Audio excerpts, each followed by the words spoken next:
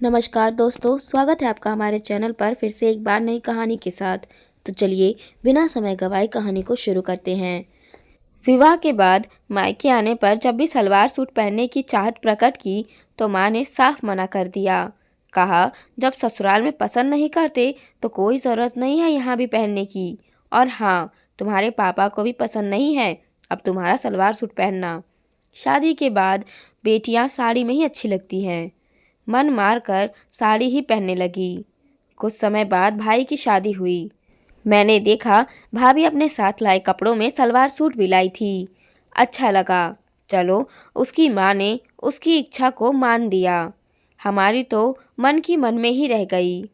कुछ समय बाद फिर जब मेरा अचानक मायके आना हुआ तो देखा कि माँ भाभी से कह रही थी, रसोई में साड़ी पहनकर सर ढककर काम करने की ज़रूरत नहीं है। जिन कपड़ों में सहूलियत महसूस करो वही पहनो। वो खुद भाभी को एप्रन दे रही थी। मन को खुशी हुई।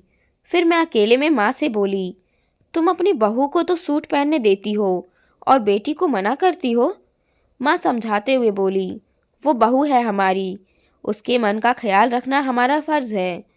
आज हम उसका ख्याल रखेंगे, उसे समझेंगे, कल को वो भी हमें समझकर हमारा ख्याल रखेगी। तुम दूसरे घर की बहू हो, वहाँ के लोगों की भावनाओं का ख्याल रखना तुम्हारा फर्ज है। अगर हम तुम्हें उन लोगों के खिलाफ जाने में साथ देंगे तो तुम्हारा मन बिखर जाएगा। पहले अपने गुणों से सबके दिल में जगह बनाओ, फिर उनकी सहमियत से अपने दिल की ख्वाहिशें पूरी करो। हम तो बहू के साथ बस वही कर रहे हैं जो व्यवहार हम तुम्हारे लिए तुम्हारी ससुराल में चाहते थे। देखना, एक दिन सब बदल जाएगा।